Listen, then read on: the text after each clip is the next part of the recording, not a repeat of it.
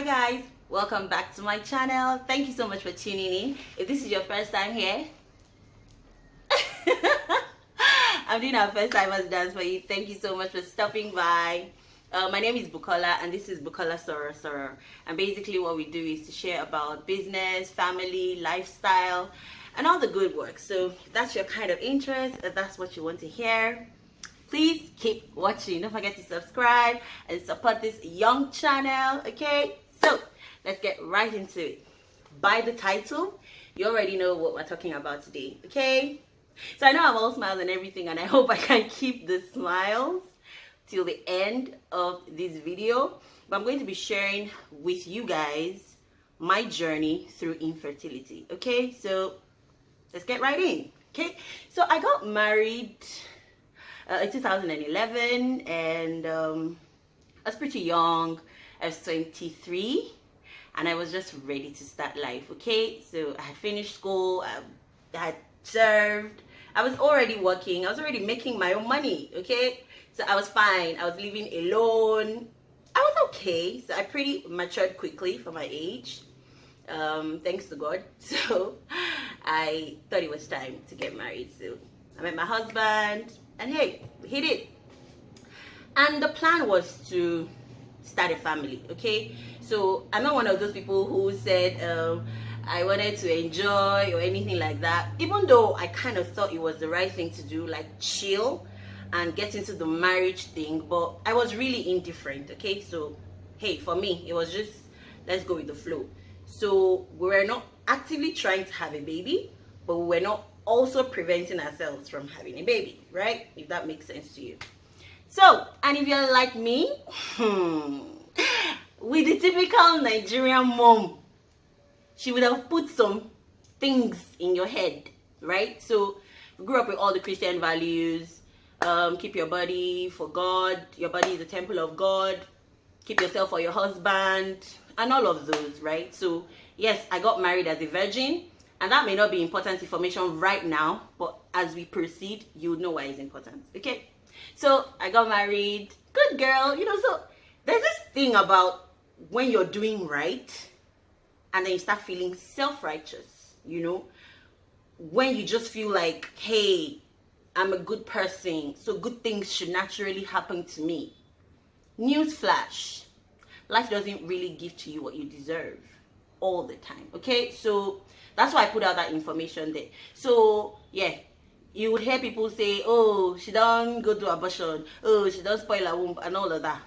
I didn't have that background, so I already just expected that man, God is going to reward you with a sharp and all of that. And then first month, second month, it started becoming an issue because we were not actively trying not to have children, right? So I grew up with the notion of you have sex, you get pregnant. That was what my mother told me, right? So this was strange to me. And then 2 months, 3 months, 6 months, 1 year, 2 years, 3 years, and then it really, really became an issue. I had to admit that it was an issue after 1 year. So infertility is when you have been actively engaged sexually, and then you're not getting pregnant or you're not conceiving after 1 year of being together. So it wasn't a distant relationship, we were together, and and all of that. And then after a while, if you can relate, the do becomes mechanical, like let's just do. Oh, what time of the month? Oh, ovulation. Oh, And then I was testing, I bought ovulation kits, I started checking my cycle, I downloaded an app to know, and you say, yeah, ovulating, ding, ding, ding, thinking about it now. Oh my God is faithful. Now, I can smile because God gave me my testimonies, but it wasn't easy, it wasn't an easy ride. So we thought to see a doctor, naturally. And the doctor checked, ran some scans, ran some tests on both of us, me and my husband, and it came out clear. There was nothing wrong, and they said, just keep trying. And we continued, but then, trust me, every month there was a reminder to you that your prayers have not been answered. Yeah. So you can faith it, you can have faith from the first of the month, and by the 28th day, which was my cycle, I was regular. There was no irregularity. There was nothing wrong by the books. You just get reminded that yellows, keep believing. And it was tough. I wouldn't lie to you. It wasn't easy. Trust me. You know, we live in a society where they kind of judge you. I mean, 1 year after your wedding, people are already looking at you like, look like I didn't wait. You know, you can't even eat Indomie and have a bulge in your tummy. No, you're pregnant. And it's so difficult. Like, you know, there are sometimes, especially when you're on your period, there's sometimes of the month you're bloated. You know, things that happen normally, but everybody puts you under pressure, knowingly or unknowingly. Sometimes they don't mean to. Sometimes the comments they make is not to get at you. Sometimes it is. Yes, you have to agree. Sometimes it is, you know. So we went back to the doctors and were like, look, it's not happening. And they decided to do some more thorough checks and said they were going to put me on follicular monitoring or something like that. And first of all, they diagnosed that there was something, and it's called PCOS, polycystic ovary syndrome. Yeah, that's what it is. And by their calculations, by speculations, by diagnosis, whatever, we were given only 12% chance to have a baby naturally. So it was at this point I knew that Jesus, if you don't do it for me, and if we had money for IVF, that would have been an awesome option. I believe IVF is of God. I believe surrogacy is not a sin. I mean, there are so many ways right now, especially if you have the money to have children. Okay, so please don't let. I mean, I saw a movie on Netflix, Mama Drama. Please see it if you haven't, and it really touched me in places that I couldn't explain. You know, so there's nothing wrong with seeking other alternatives as long as they are godly, they agree with your mental state, and you have prayed about it and God has given the release. Please go ahead, okay? As long as you're not going to one baba under the tree to go and get a child. You see those things happen in Africa, they show in African magic, that the child will now start doing like this. Sorry. But please stay in faith.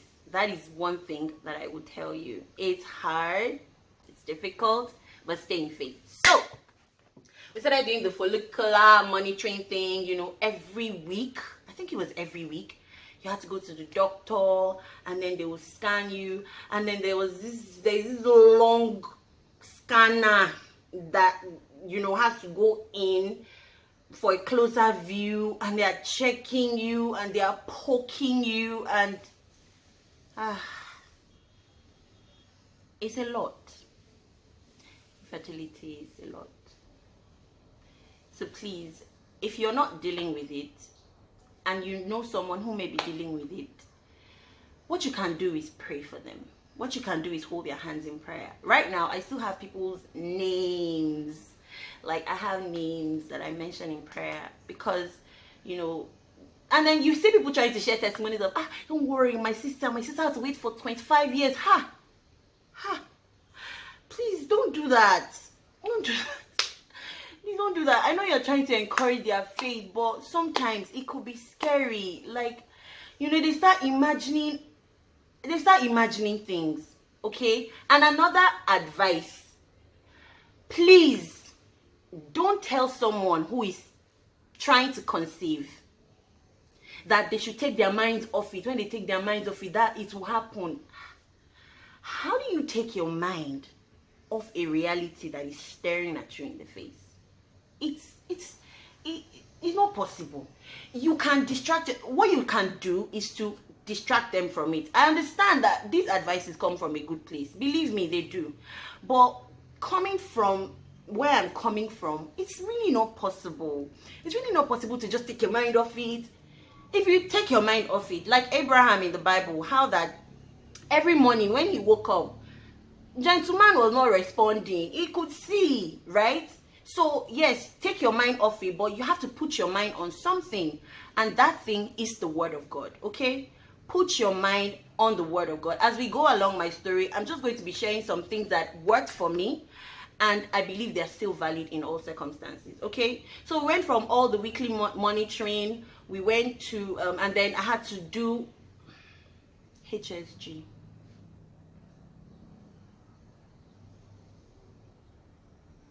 I don't want to do it again, Sha. And I don't wish. It's not the procedure itself, okay? It's all the poking, it's all the checking, it's the whole thing put together. I remember being on that table for that HSG. So what happens is they want to check. I hope I'm right, you know, medically, but I think so. They want to check that your fallopian tubes are not blocked, right? So they put you on the table, and then they pass dye. Of course with instruments, and then they pass a dye that, you know, flows through. So they just want to see that the dye would flow through the fallopian tube so that they can ascertain that your tubes are not blocked. And while it may not be the most painful thing in the world, it's one of the most uncomfortable things. It was one of the most uncomfortable things that I had to do. And I was on that table and I was just crying. God, why? I did it right. Like I didn't spend my youthful years gallivanting. I was trying to be a good girl. I married as a virgin. Why? And you know, there are some scriptures that come alive right now. It's not by power. It's not by might. Sister, it's not by time scaffold. It is God that shows mercy. And for you guys that just marry, just do what? And it just happens, shall be thanking God. You don't know what God did for you. You know, some things come like this to some people. Some other people have to extend their faith, they have to stretch, they have to, you know, do all of that. So I'm trying so that this video is not so long, but then I also want you to gain something aside from just listening to my story. So we've been able to talk about anchoring your mind on something. Yes, maybe you don't anchor your mind on the problem, but you need to anchor your mind on something. And what is that thing? It's the word of God. So we kept going and we kept praying, we kept believing. We didn't have money for IVF. We couldn't I mean, there's some things you don't talk to people about. And then of course you had to face sometimes family drama, sometimes in-law drama, you know, sometimes aside from doctors drama, some professional doctors, some non-professional doctors, some Chinese timetable. This is when you should do it. You put your leg up. Jehovah El Shaddai. If I'm trying to make light of this video, it's just because I don't know. I just don't want it to be too tense. And then we went on and on like that until one day. So I got a job, and you know, I was in training, and then I wasn't feeling quite right. Okay, I wasn't feeling quite right, so I went to the hospital, ran some tests. And if you don't have if you're married, look, for everything in this part of the country, if you are, you know, maybe an adult, for everything they will do pregnancy tests for you. And even me, if they don't do for me, I will ask for them to do it. You know, I was expectant. I can't have cough in peace. I would want to check if I'm pregnant. You see those 50 naira, 100 naira test strips. If they see me coming like this, they can take off from the market. I invested in those things. I bought ovulation test kit. I bought pregnancy test kit. There's no one I did not buy, you know. But every month you would have to deal with something. And anyway, so I left the hospital and I was on my way back to training, and then I got a call from the hospital, and they're like, you just left the hospital. I said, yes. Your pregnancy test results, though it came in positive, but it's something we most likely would call a missed miscarriage because it was very slow, or blighted ovum. There were a couple of terms that kept flying around, and that was the first time I would even hear anything close to a positive pregnancy test. In my mind I said never. Kole, no, it's not possible. It cannot be missed anything, So my hopes were up, my declarations were up, I was encouraged, but period. Mark presents again at the end of the month. We move. So we continued praying, we continued waiting, we continued hoping.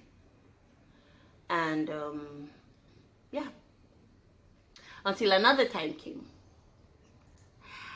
and I had gone to see my pastor, and he said, Bukola, why should God give you children?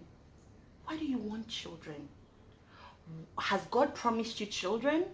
What is your hope? What are you clinging to? Are you clinging to positive declarations, or are you clinging to the word of God?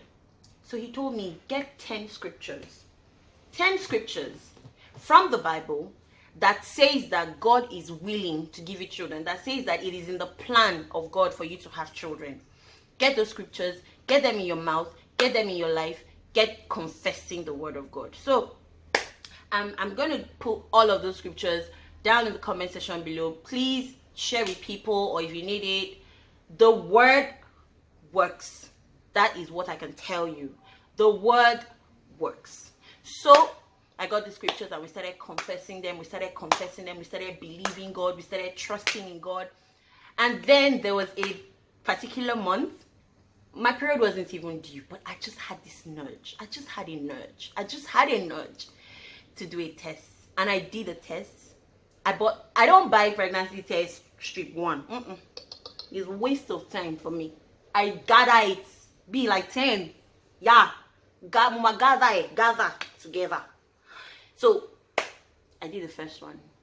It was negative, so I just dumped it. And then I wanted to use the bathroom or something like that. I just went to check it again.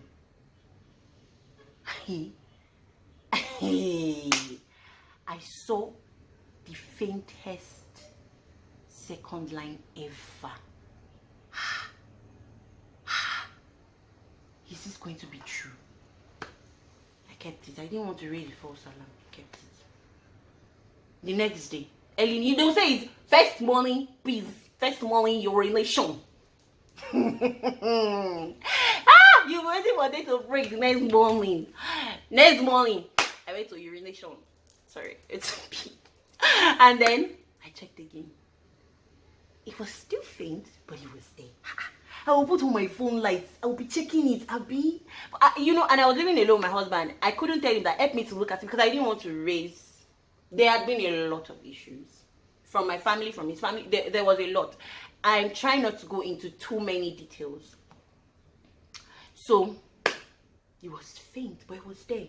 So I kept it. Now it was like 5 days to my husband's birthday. So I kept doing one every day. And I kept keeping all of them. Please don't think about the pilot, just I kept keeping them.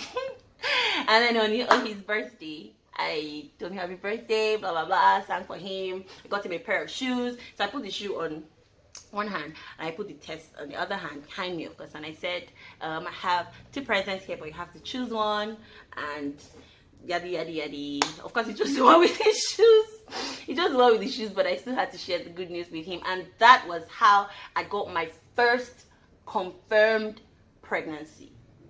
Did that pregnancy stay? No, it didn't. Was my faith weakened? Yes, a little. Did I give up trying? No, I couldn't. So we lost that pregnancy, and then I went back to the Word of God. And I read in the Bible, when Cain killed Abel, the next chapter, the first verse says, and Eve conceived again. That was my confession. And Bukola conceived again. And Bukola conceived again. And Bukola conceived again. And true to those words, Bukola did conceive again. Naturally, without IVF, because she couldn't afford it, without surrogacy, without anything. And God gave us a miracle baby. He's 6 now, and that was the most amazing ride ever. The story should have ended here, Abby. So Jason was 2 and we were ready again. Same drama. The devil is a bastard. The devil. And then he started bringing flashes to me again. He started telling me of how I would have to wait another 4 years. And then the fear, miracles don't change people. It is the word of God that changes people. Because if it was by miracles, for instance, the children of Israel should have never doubted God. Jesus did physical, tangible miracles like this. And those same people changed. Like those same people still doubted.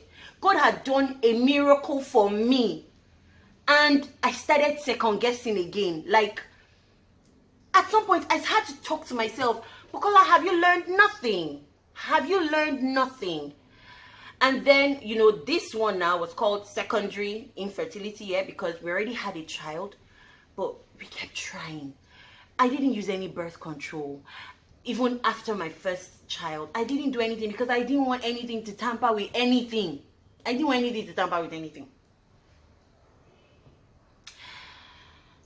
And I was a second time on the journey again. And then this time, I started getting pregnant, but I kept losing the babies. Back to back. 4 or 5 miscarriages. I lost count. One of them, there was one time that they already saw that the baby wasn't doing well, the baby wasn't growing, so it was supposed to be measuring 7 weeks and it was measuring 5 weeks. And they already advised for us to remove it and all of that. And so they asked, do you want pills or do you want it surgical? I was afraid of surgical thing. I'd never done an evacuation before, so I said pills. I think that was one of the worst mistakes of my life. I took the drugs and it was like I fell into labor. I was so restless. And then by the time I went into the bathroom,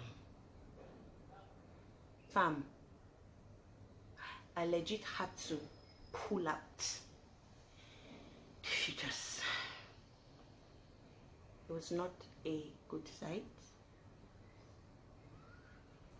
I just want you to know that if you're dealing with this, or you have anybody dealing with this, you're not alone. And you have the best company in the world, and that is God. He's the only one that really knows how you feel. Because every journey is different. My first journey was different from my second journey. Everybody's story is different. You can relate once in a while, but it's different really. And I just want to encourage you to get the word of God in your mouth. I'm sorry I don't have much. I don't have any. Yes, please do all the tests you have to do. I already said if you can afford it, please go for alternative means if God is leading you. But it's God that would keep those alternate means as well. Okay? Because you don't only want to get pregnant, you want to stay pregnant until you're due and then you deliver. And to God be the glory. I have 2 amazing children. I would have never had it another way. I'm super grateful for the experience. I'm super grateful that I learned. And I know that you don't come out of a problem empty-handed. You come out with it armed to help other people, to share your experience, to share your story, and to help somebody that is in need. And that is why I'm doing this today. Not for pity party, not to get subscribers or likes. That will come. But to let you know that you are not alone and your feelings are valid. But anchor your mind on the word of God. That will never fail. Thank you so much for staying till the end. Sorry if the video was here and there. It's not an easy subject to share, okay? But hey, we what? We move. Thank you very much for stopping by. Please remember to subscribe on your way out, and I'll see you in the next video. Bye.